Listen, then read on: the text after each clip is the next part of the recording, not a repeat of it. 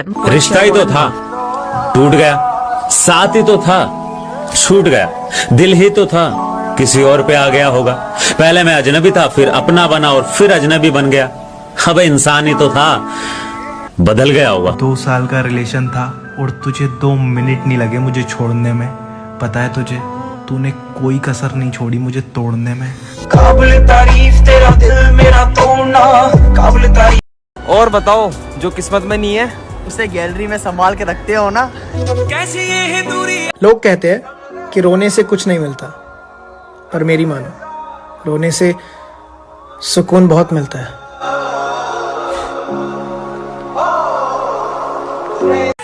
सबसे भरोसेमंद इंसान ही धोखा देता है। ये आज से नहीं, महाभारत के वक्त से चला आ रहा है।